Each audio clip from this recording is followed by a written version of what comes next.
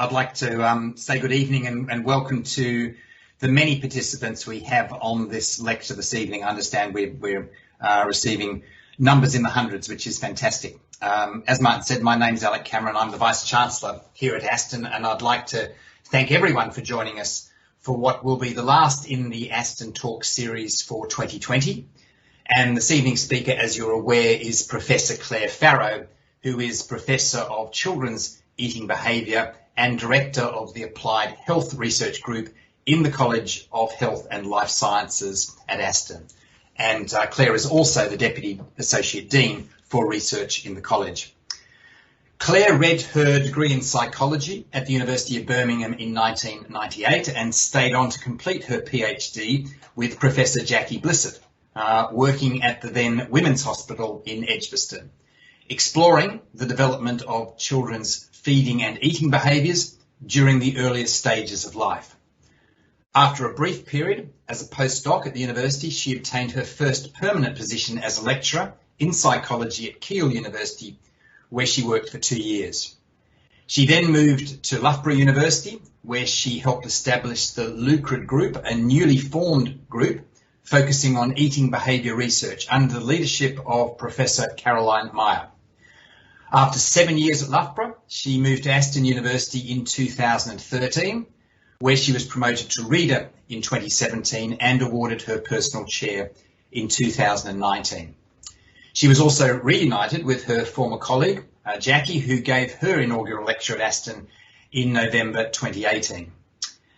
At Aston, Claire has worked with colleagues to form the PEACH Research Group, and PEACH is an acronym for Psychology of Eating in Adults and Children. And she's also a founding member and trustee of the Midlands University's Child and Infant Eating Studies Group, also known as Munchies. And I must commend the people who come up with these fantastic food-related acronyms. Claire is a chartered psychologist. She's an associate fellow of the British Psychological Society and a member of the UKRI Future Leaders Peer Review College. She's also a senior fellow of the HEA. In recognition of her impact work, Claire has received awards for social enterprise and intellectual property, and her work has shaped advice around child feeding behaviour in the NHS and has informed policy briefs in the United States. Outside of academia, Claire enjoys running and spending time with her family, especially, I'm told, baking with her daughters. She and her family are also passionate skiers and spend all the time they can on the slopes. And I understand that some of Claire's family have joined us online tonight, so you are all extremely welcome. In tonight's lecture, we will learn about some of Claire's research into the complex and interlinked factors that shape children's eating behaviour. Claire understands the importance of translating her research into real-life settings, and will also tell a bit about some of the resources that she has developed to support families and children with eating concerns. So I'm delighted to welcome Professor Claire Farrow to tell us about feeding, eating and mealtimes, the psychology of children's eating behaviour. Claire. Thank you, Alec, for that introduction, that very kind introduction. So my lecture today is going to be about all the work that we've been doing about the psychology of children's eating behaviour and what shapes the kinds of foods that children like and they don't like. And as I've learned from the inaugurals I've seen, it's traditional to talk a little bit about why you're interested in the field that you are. So I thought I'd start by telling you a bit about my background. So I'm the middle of 3 children. This is a photo of my parents from the 70s. And as you can imagine, life was very fun, very hectic when we were little because my mum and dad had 3 children under the age of 5. And my mother was a nurse, my father was an engineer, and when we were little, she retrained to become a midwife and then a health visitor. And a lot of my earliest memories are of bumping into people in the supermarket whose babies she may have delivered, or talking to people who she'd visited as a health visitor. And she talked to me about how she weighed babies and talked with parents about eating concerns that they had with very young children. And this sparked a real passion and interest in me in how development in the early stages can shape children's later behaviour, and is one of the reasons that I always knew I wanted to do something to do with developmental work. So after I finished at school, I went to university and studied at the University of Birmingham. And these are some photos of me at university having a fantastic time with the girls that I live with. And in the final year of my psychology degree, I met this lady, Jackie Blissett. Jackie was a new lecturer at the time at Birmingham University, and as part of her package, she had a PhD studentship. And she'd supervised my final year project, and I must have done something right because she asked me if I'd stay on to do a PhD. I didn't really know what I wanted to do. This was the perfect opportunity for me, and I've never left university since. But my PhD was based, I spent a long time at the Women's Hospital in Birmingham, sitting in antenatal clinics and approaching pregnant women to ask them if they'd take part in my study, which was looking at the development of eating behaviour in the first postnatal months and following the children until they were 2 to look at their eating behaviour. So after I qualified, after I got my PhD, I spent 2 years, as Alex said, at Keele University, and then I moved to Loughborough University. Caroline Mayer had approached me to ask if I would apply for a job there, as she was setting up the newly formed research group for people just doing work on eating behaviour, LUCRED. And so I had 7 wonderful years there. I really enjoyed with my collaborators here. But in the meantime, I'd got married to my wonderful husband, and my first daughter had come along, and I was pregnant with my second daughter. And we'd relocated to Eccleshall so that I could go to work at Keele University, and I was commuting about 1.5 hours a day to Loughborough, which when you're 8 months pregnant was quite a challenge, 1.5 hours each way. So I decided to try and look for something a bit closer to home and saw a job advertised at Aston. I'd heard great things about Aston, about the people, the facilities, so I applied for the job, but the interview was the week that I was due to give birth. So I thought, this probably isn't going to happen. But as fate had it, I made it to the interview. My daughter in tow, 3 days old, sat in Costa Cafe whilst I had my interview. And I joined Helen Patterson and the Applied Health Research Group. And when I joined Aston, the only other person I think in psychology doing work on eating is Nathan Ridout. But since I've joined, we've had lots of other people join us who also do work on eating behaviour. And there's some pictures of them here at our Christmas do's wearing our sprout glasses. We've got lots of PhD students and postdocs, and we're called the Peach Research Group, as Alex said. So let me tell you a bit about some of the work that we do. So children's eating behaviour. As I'm sure you know, it's fairly common for children to be described as fussy eaters. And depending on what definition you use, up to about half of all children are said to be fussy at some point. And at the same time, we know that most children don't eat the recommended amounts of fruits and vegetables. 82% of children don't get their 5 a day for their size. So they don't need 5 adult portions, but 5 a day for their size. And this is partly because children eat more free sugars and healthy foods than they necessarily should. The NHS recommends that we have about 5% of our daily calories from free sugars, and most adults exceed this. But older children in particular take the most percentage of the population from free sugars compared to adults and other children, eating on average 13% of their daily calorie intake from free sugars. Whoops. Now, diet is really important for lots of reasons. You've probably heard about the link between children having better diets and doing well in school. Well, fruit and vegetable intake is linked to cognitive performance in children. But it's also linked to the prevention of chronic illnesses in later life. And diets tend to track throughout life, so children who have unhealthier diets in childhood will often continue to have unhealthier diets later in life.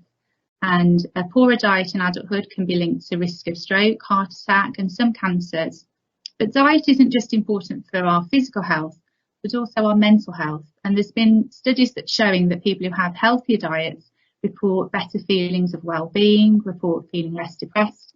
And Nikki Tuck, one of our PhD students, has been looking at this, and she's in particular interested in the role of vegetables.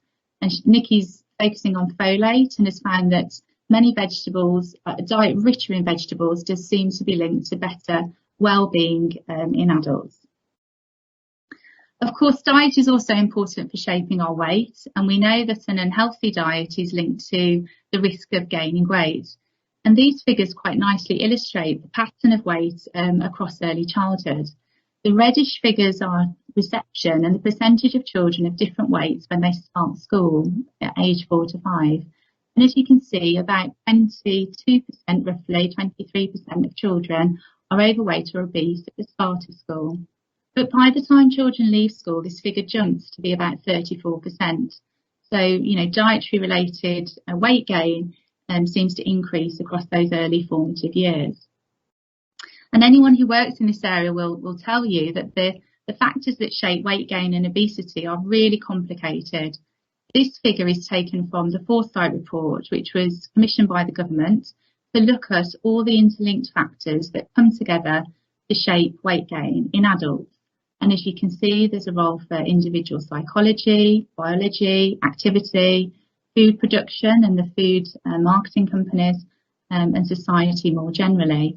And I don't know if you can see, but in the centre of these circles and blobs, as it were, there are little blue rectangles, and each of those is another factor that's got lots of arrows interlinking them. So it's really complex, the factors that shape eating behaviour and weight. And my area of interest is really children's eating behaviour. I'm interested in anything to do with this, but most of my work is focused on a range of different factors, including the social context of eating. So how does the societal influence shape what children eat? The role of the child and how children differ, and some children are more likely or less likely to be fussy eaters. A lot of my work is focused on the role of the family and what parents and caregivers can do to help introduce children to healthier foods in ways that they're more likely to accept them. And I'm also interested in other people, other parents, other adults, grandparents, siblings, nursery, school, others that can shape children's diet. And finally, I'm not just interested in what shapes children's eating behaviour, but how eating behaviour can shape children's development more generally. So how a child's eating can influence their health, their well-being, and also their learning. And I'm going to talk to you today about some of the work that we and others have done in these areas. So first of all, thinking about the social context of children's eating, we know that when it comes to childhood obesity and childhood diet, the playing field is not level. This graph quite nicely illustrates that children from the least deprived areas of the UK have a much lower risk of being obese at age 10 to 11 compared to children from the most deprived areas. If you're from one of the poorest parts of the country, there's about 11% chance of you being obese. But if you're from one of the most deprived parts of the country, that risk jumps to about 28%. And worryingly, this difference between the poorest and the richest children has increased over the last couple of decades. One of the reasons for this could be the cost of food. Now, I know that it is true that you can eat well cheaply, but you do need resource, time, and a lot of knowledge about foods in order to be able to do that. And the data actually shows that the cost of healthy foods has gone up over the last couple of decades, whereas the price of unhealthy food has actually decreased. So as you can see here, fruits and vegetables have gone up by 40% since 1985 to 2000, but soft drinks and fats and oils and sugars have actually decreased in their price. Now, this is data from the US, but the figures from the UK are very, very similar. And this makes it hard for families to cook healthy foods which can be perishable and may go to waste. And of course, because of this, we see a mapping of obesity being linked to social class. This figure quite nicely illustrates the prevalence of childhood obesity around the UK. The areas shaded in very pale kind of yellow and orange, particularly in the central south of the UK, are areas where there's a very low prevalence of childhood obesity, up to 13 to 16%. But as you move north and towards London, you'll see that you get much darker areas of red. And the areas shaded in the darkest red are what are known as obesity hotspots. These are areas where more than 22% of children are classed as obese. And that this is in Birmingham, where I work, and Wolverhampton, and many parts of the north, Manchester and Liverpool. And another interesting graph to show you is the mapping of the density of fast food outlets. what's quite interesting about this graph is that it suggests that there are many more fast food outlets in the areas of the country where there are obesity hotspots, which isn't really a surprise, but it shows us that the food marketing industry has a role to play in the prevalence of childhood obesity. So again, the paler areas of this purple map are areas where there are around 50 fast food outlets per 100,000 people. The purple areas are areas where there are 4 times plus as many fast food outlets, and these correspond to areas with some of the highest levels of deprivation, Blackpool, Liverpool, Manchester, and map on to the obesity prevalence that I've just shown you. Okay, so that's the kind of social context of children's eating and what I wanted to talk about to set the scene. I next wanted to talk about some of our work on how children shape their own eating. There are a range of ways that children can shape their own eating, and at the centre of children is obviously their genes, their genetic makeup. And we know that genes have a large role to play in determining our weight and our eating behaviour. We know this from studies that have compared identical twins to non-identical twins. Now, identical twins share 100% of the same genes, whereas non-identical twins only share 50%. And they both have a similar environment.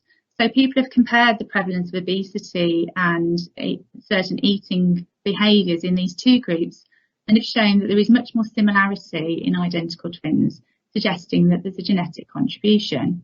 But there are lots of other factors that children bring to their eating behaviour, and temperament is one particular thing. More difficult or anxious children are much more likely to be fussy eaters. And we found this from studies where we've used questionnaire data or observational data with families.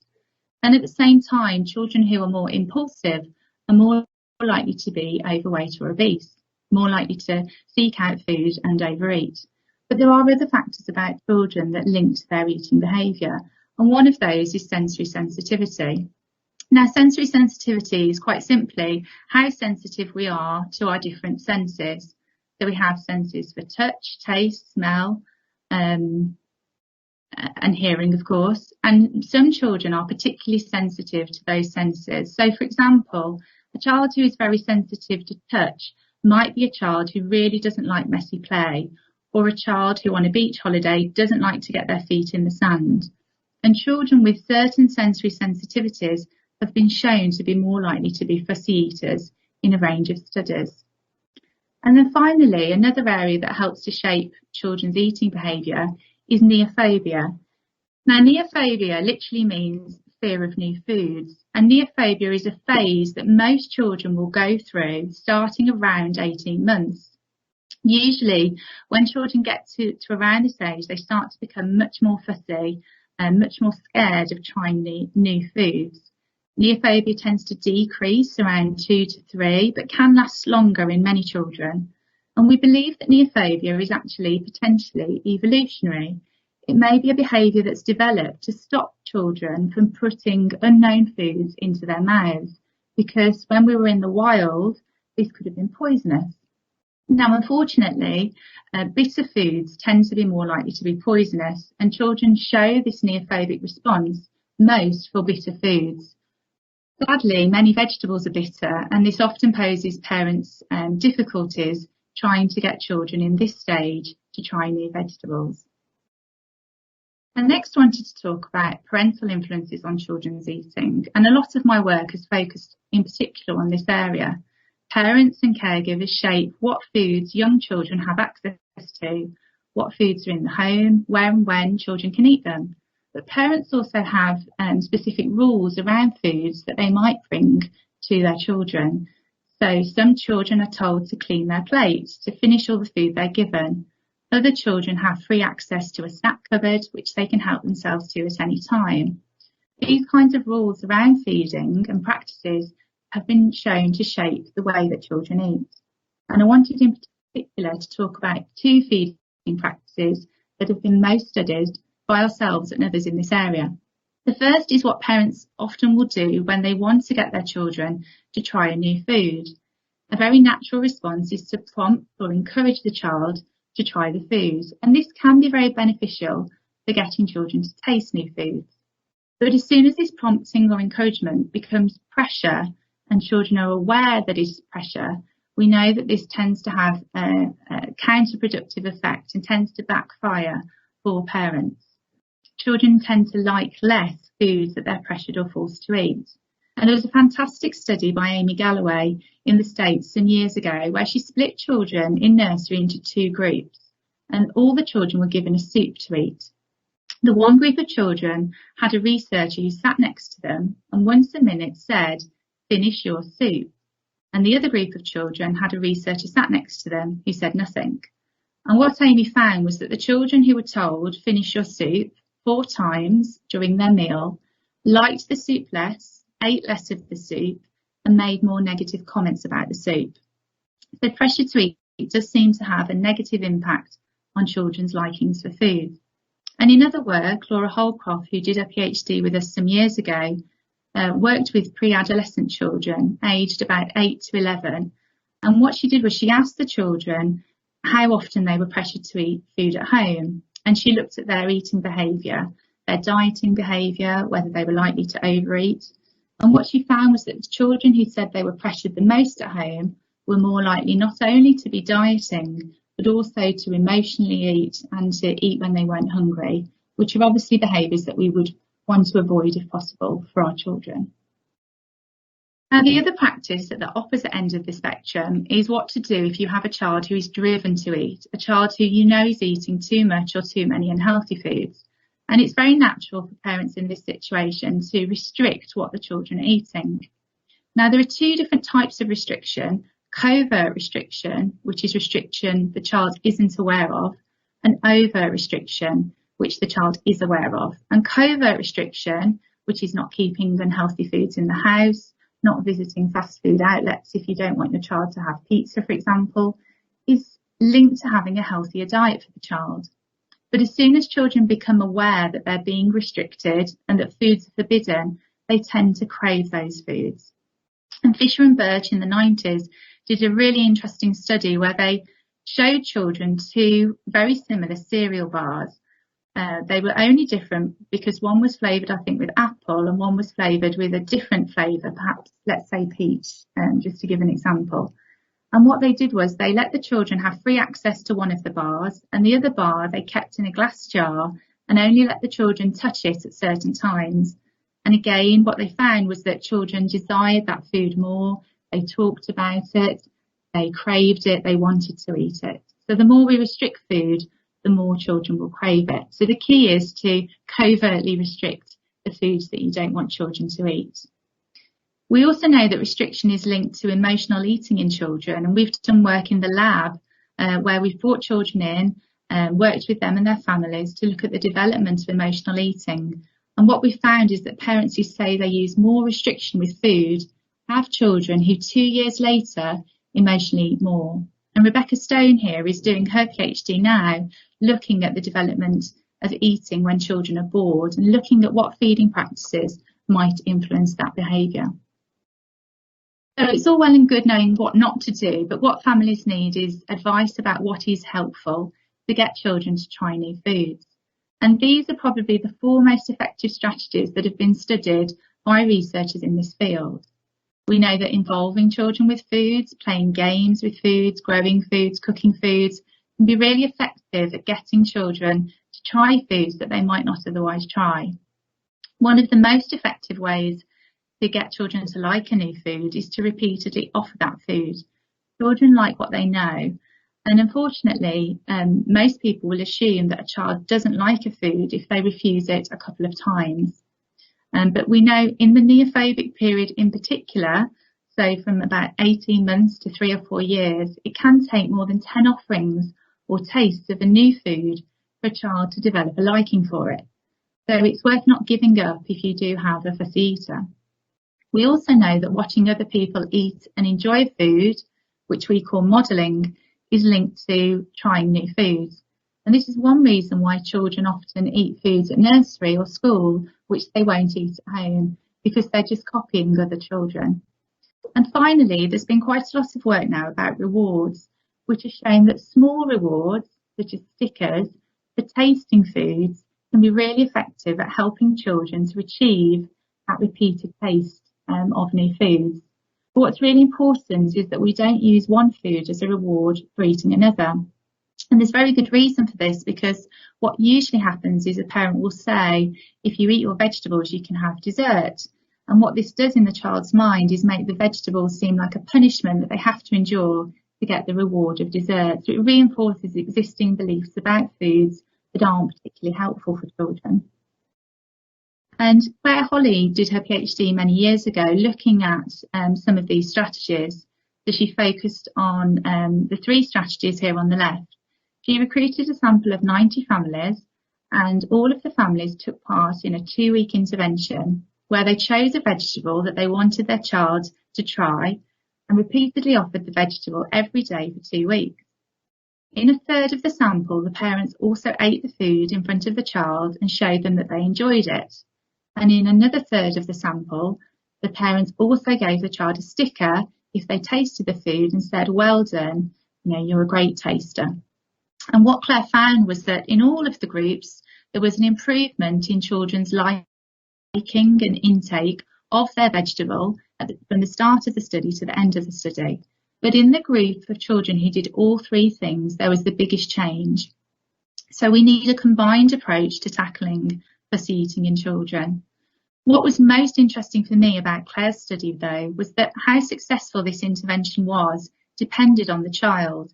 Children who were more sociable gained the most from this intervention, but children who were more fussy gained the least. And what we need moving forward is tailored interventions for individual children that maximise how effective it will be for them. So we know quite a lot about the factors that can shape children's diet, but it's really important to translate these into findings to help families. From work that we've done with families, they tell us that they want support with children's diet, but they're not sure where to turn to. There's so much information on the internet that they don't know what's credible. And there are interventions out there to help with fussy eating, but in most cases you would have to pay for these. And we know that often the families who need the most help wouldn't necessarily be able to afford this. We started some years ago to think about the potential for digital interventions to help families. More than 95% of families have access to a smartphone, and so we started to think about how we could use apps to help families with fussy eating. We developed the Child Feeding Guide, which is a website and an app resource for families to give them evidence about the science behind behaviour. So it tells families why children are fussy, why children crave sweet foods, and what they can do that will be effective or won't be effective in supporting their children. It's a really interactive resource. Parents can complete a questionnaire to look at how fussy their children are and whether they really do need to see the GP about this, or whether they would benefit from the information in the Child Feeding Guide. Parents can also use tools such as an exposure monitor, where they can track how often they've exposed a child to a new food in different ways to see whether they develop a liking for it. And it was created with my colleagues Emma Haycraft and Gemma Whitcomb at Loughborough University. Now, the Child Feeding Guide has been used by over 100,000 people, and it's recommended in various parts of the NHS through certain feeding clinics and GP services. And earlier this year, we published some work from a small sample of women who used the guide over a period of a month.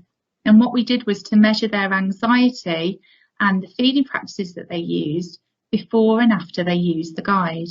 And what we found was that using the Child Feeding Guide resulted in less anxiety and less use of those unhealthy feeding practices. But we also wanted to develop something for children. The Child Feeding Guide is really for parents and healthcare workers who work with children. And so we were funded back in 2018 by the British Psychological Society to develop an app for children. And we came up with this idea of Vegetable Maths Masters. This is basically an app that children aged 2 to 8 can play, where they play maths games with vegetables. Now, lots of people have said to me, why would you put maths and vegetables together, 2 things children hate? And this was very intentional. Maths platforms or maths apps are among the most downloaded apps for children. They're downloaded by parents, they're downloaded by teachers, and we wanted to develop something that children would have access to.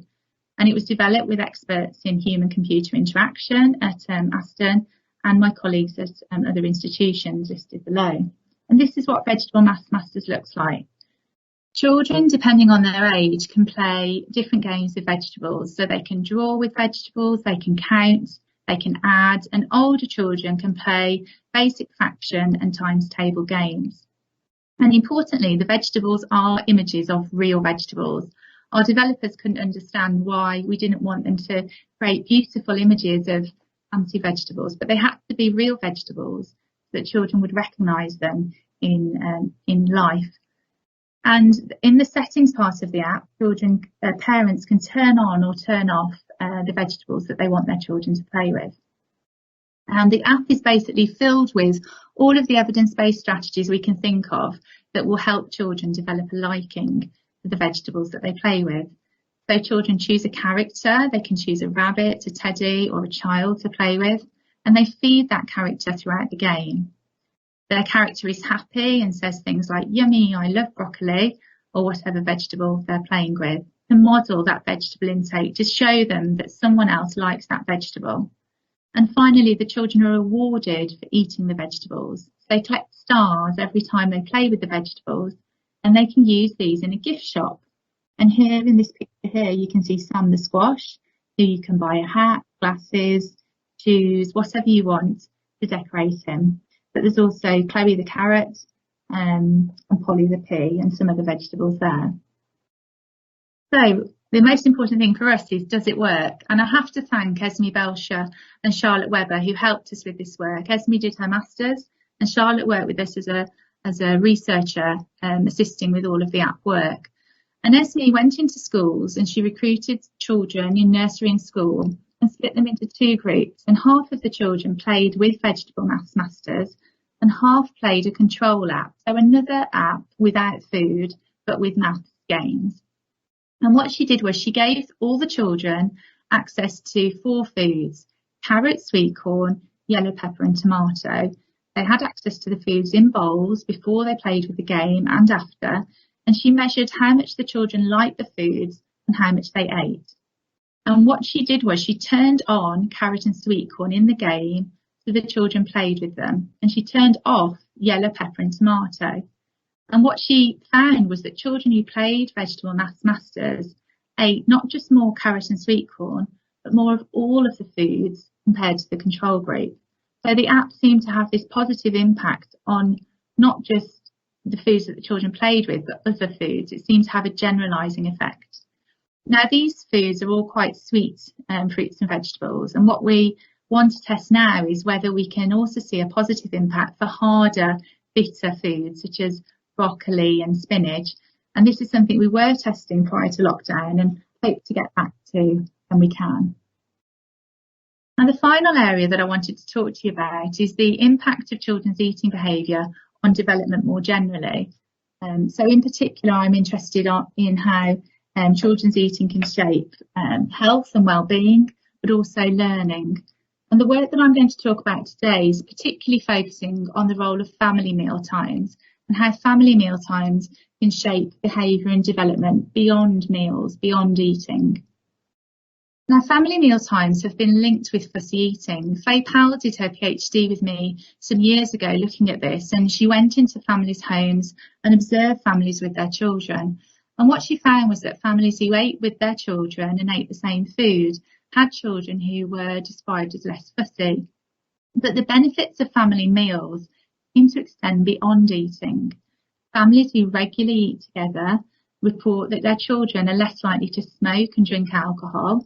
Their children are less likely to have mental health problems such as depression and anxiety. And you might say, well, you know, if a family eats together, they're probably a closer family. These problems might be less likely to happen. There could be lots of other reasons. And that is true. And you factor out different kind of background factors. These relationships do decrease. But there is still a positive relationship between family meals and these outcomes for children. And I find this really fascinating. And having thought about this and read about this, it does seem that one of the benefits of family meals is that families talk at meal times. Meal times are an opportunity to talk about what's happened in the day and to build communication skills with children.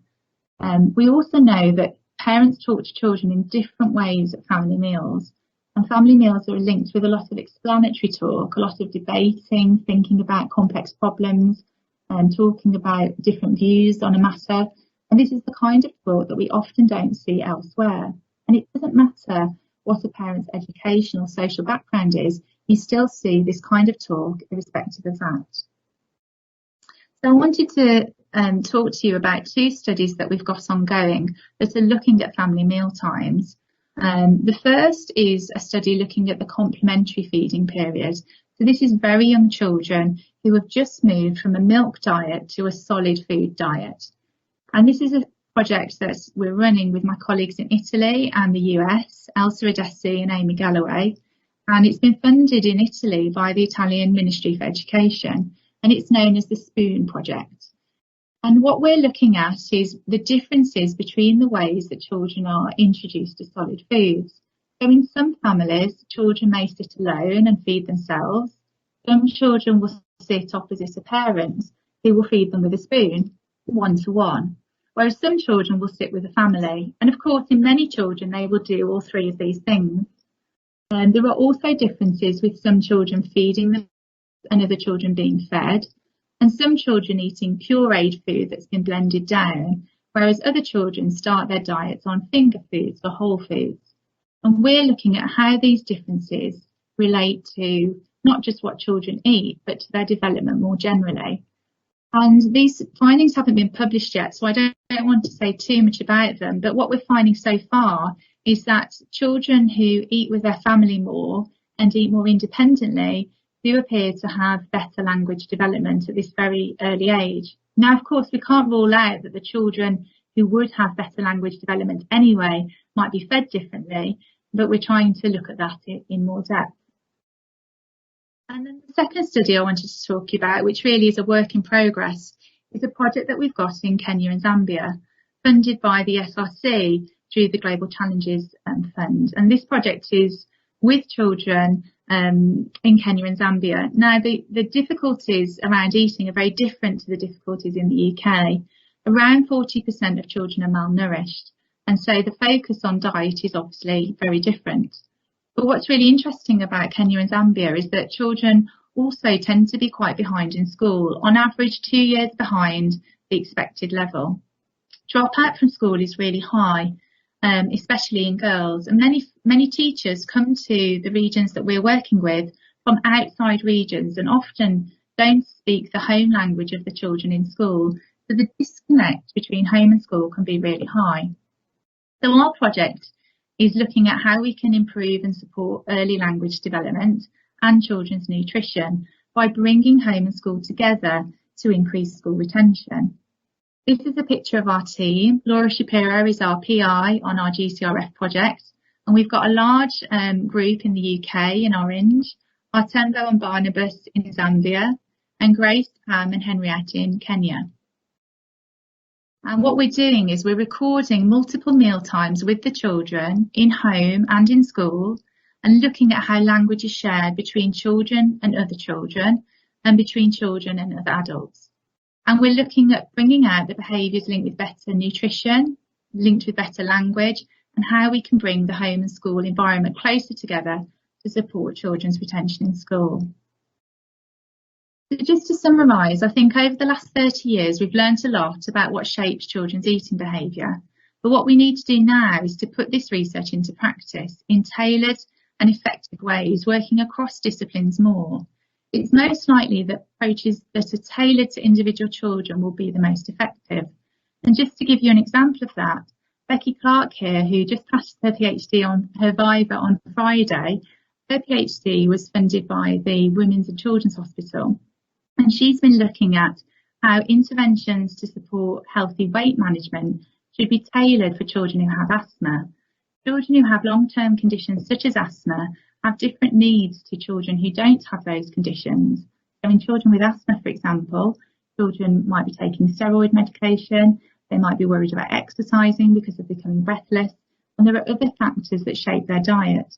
And she's been looking at how to tailor interventions, and I think we need more work like this for families and children. I wanted to thank all of our funders and all of the families and children who have taken part, without which we wouldn't have had any of the research that I've talked about today, particularly UKRI, who have funded a lot of our work, and also the many charities who have helped us, particularly with our outreach work. I also wanted to thank all of my collaborators over the years. All of the work that I've done is group work, and I couldn't have done it without the people that I work with. In particular, Aston Psychology, a fantastic group of people to work with, and the Peach team. There's obviously the Home to School team, the Students team, and the different app teams that I've talked about today. And I really do want to thank all of my PhD students.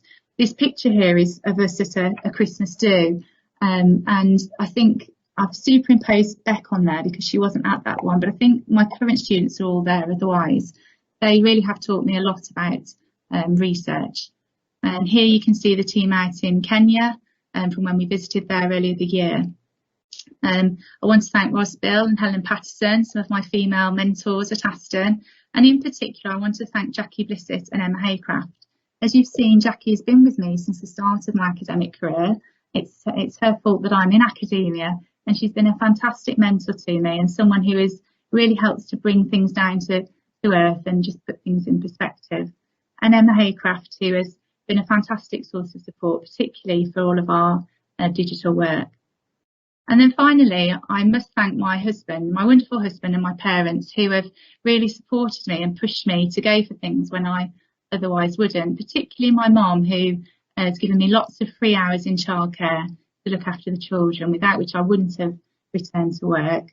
And finally, my children, who are a lot older than this now, but these pictures nicely illustrate them feeding when they were little, and a bit of messy play there for Fleur. And they've both been fussy eaters, and that really has taught me the most about how challenging it is to have a child who won't eat the food that you've cooked. I think that's all from me. Thank you for listening.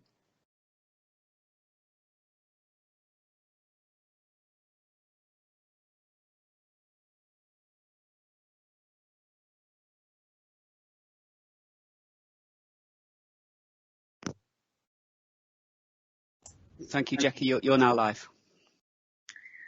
Thank you so much, Claire. What a wonderful tour through your incredibly impressive body of work. It's really wonderful to see how that has evolved over the years of your career so far. And yes, I confess having a little tiny tear of pride. So thank you for a wonderful presentation and for being also a wonderful colleague. We've had lots of activity in the Q&A. We haven't got time to go through all of them, but I've collected together 2 or 3 sort of themes that people have been discussing in the Q&A. The first one is a very festive one for you. Somebody would like to know, as we approach the festive season, what are the best ways to encourage children to eat more vegetables like Brussels sprouts? Sneaking them into liked but amorphous meals by stealth, or offering them as distinct single foods within a meal? Okay, that's a really interesting question. I suppose if you sneak them into foods, what you might find is that children eat them and that they're getting their nutritious benefits from the foods being hidden. But what you won't find is that children develop a liking for sprouts because they don't know that they're eating them. And so if you really want children to like a new food, they have to be aware that they're eating them. And some very fussy eaters might actually know that there are sprouts in the food, and you may find that you put them off that food. It does depend a bit on the child. But obviously, you know, perhaps offering children sprouts in a fun way outside of meals. A lot of the interventions I've talked about, in particular Claire Holly's intervention, were run outside of meals. So she offered the children the foods at a non-stressful time, and that perhaps is a better way to think about it. That's great, thank you. I can imagine people all around the nation trying to encourage their kids to eat their sprouts. I think the best advice there is probably just wait till they're much older. Sprouts are a very difficult and very bitter food to start with for children. That's fabulous. A couple of your audience are asking about children with the more severe end of feeding problems. So One person has asked, have you carried out any research with children with a very restricted diet who might also have a diagnosis of ARFID? So this person is an occupational therapist working with children who are seeing an increase in referrals for children who are eating a very small number of foods, and they'd be interested to hear your thoughts about strategies and interventions. And similarly, someone else is asking about whether the child feeding guide has any information for children who have ARFID. Yes, the child feeding guide is more geared at children who are generally fussy eaters or children who are generally overeating. And with ARFID, obviously, the situation is slightly different because children are much more fussy than the average child. And actually, the kinds of things that might be effective for children generally can actually be quite distressing for some children who have ARFID. So children who have ARFID often would show signs of distress at being offered a food repeatedly, and so you need to be really careful with that. I think with ARFID children, I'm trying to think of what the best advice to do there would be. I mean, some of the strategies that we've talked about could still be effective for children with ARFID, so gradual exposure to new foods in a very non-stressful situation. People have done lots of relaxation techniques where they have, put children in a very relaxed state and gradually introduce foods to them. And often with very fussy children who have ARFID, it is a case of waiting until they're a little bit older before more bigger leaps in terms of more eating. So you would expect quite a restricted diet when the children are younger, and sometimes it takes a few years before children are motivated to try more foods before you actually start to see more positive effects. It is a very slow process getting children to like new foods. I'm not sure of the reasons for the increase in referrals. There have been changes in obviously the way ARFID is defined, and that could partially account for that. But it is important to distinguish between children who are just fussy eaters and children who have more clinically relevant problems and need professional help. But they are different things. Thank you, that's really helpful. A question from Anthony, who says, great presentation, Claire, thank you. I was wondering how stable food preference behaviour is in children. As an observation I've made in my children is a significant shift in food preference as they've moved into later childhood. Typically good eaters when younger, now more fussy than ever. Is there any evidence to suggest this is a phase and they're likely to default to their earlier behaviour? Is there a critical developmental stage in influencing stable food preference?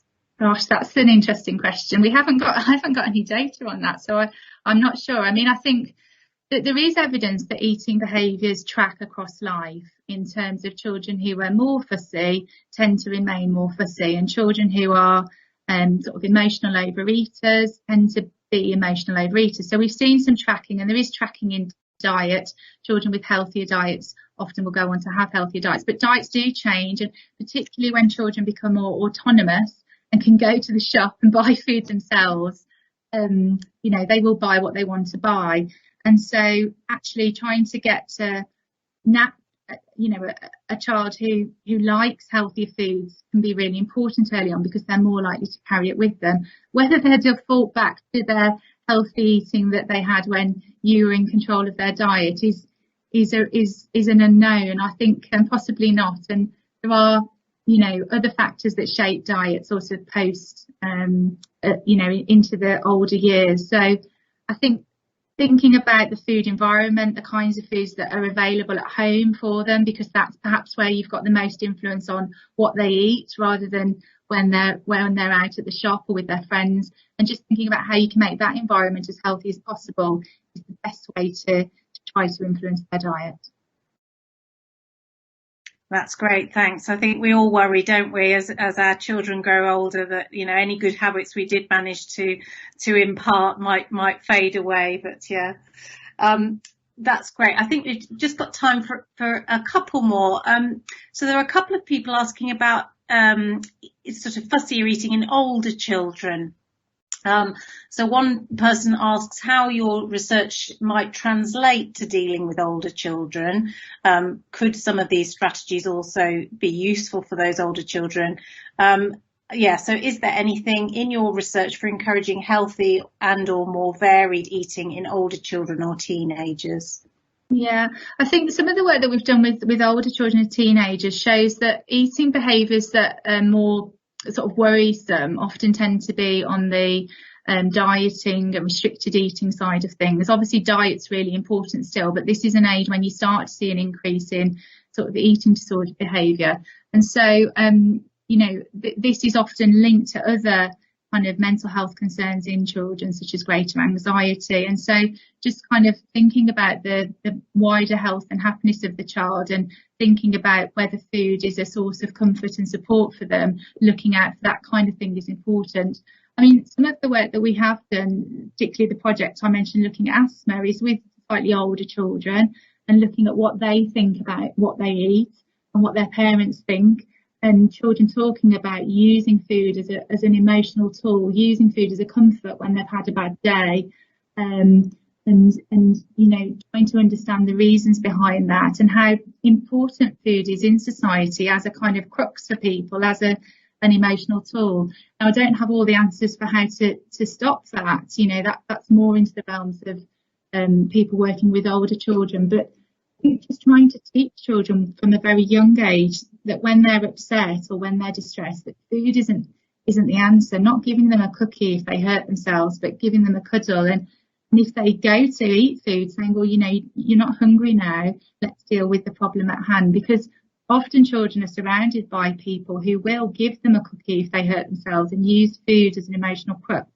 And that can lead to a pattern of relying on food when children are upset and can lead to problems. So just thinking about that when they're little, I think, can be really helpful. I don't know if that answered the question. That's fabulous. Thank you, Claire. Just one final very brief question. Somebody was curious about whether you have examined any cultural differences in eating behaviour in young children. Yes. Our work, a lot of the work that we're doing out in Kenya and Zambia is obviously very culturally different to the UK. In terms of the UK, people have looked at differences, particularly in the Birmingham region, where we have a wide range of populations, and have looked at the different factors that shape diet. So, for example, in some cultures, it is more there is a greater role for the wider family, perhaps for the grandparents to help bring up children and to have a say about how children are fed. And that can, of course, shape diet. I have published some work looking at grandparents and how they feed children. And we do see more indulgent feeding practices and more certain practices that are better and certain practices that are not better. So the culture obviously really does shape our diet. It shapes not just what we eat, but how we eat, whether families eat together or don't eat together. And those things are paramount in terms of, what children eat and how they grow up with food.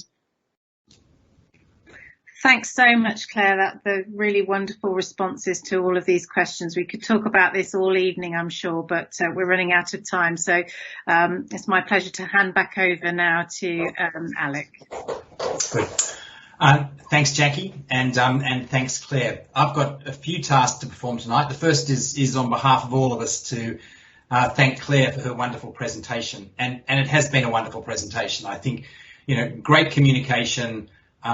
Really sound research and so relevant and so applied. And clearly the level of interest we've had in this lecture just shows in some sense how pertinent an issue this is for so many people in the community, particularly parents, and the work that has gone into it and the impact that Claire's work is having in terms of advice within the NHS, and as I mentioned earlier in the introduction, internationally as well. So a great example, we have a fantastic cluster of academics within our psychology department at Aston, and it's wonderful to have both Claire presenting today and let me say very uncommonly we've got the fantastic situation where Jackie, her PhD supervisor, is now a colleague in the same department, and once again great evidence of the depth and capability that we have within that group. So on behalf of all of us, I would like to thank Jackie for looking after the Q&A, but most particularly thank Claire for an outstanding presentation and as I said, one which will be much valued by those who have been able to listen to it, and I'm sure will foster ideas and further suggestions going forward. So on behalf of all of us, Claire, thank you very much for your presentation this evening.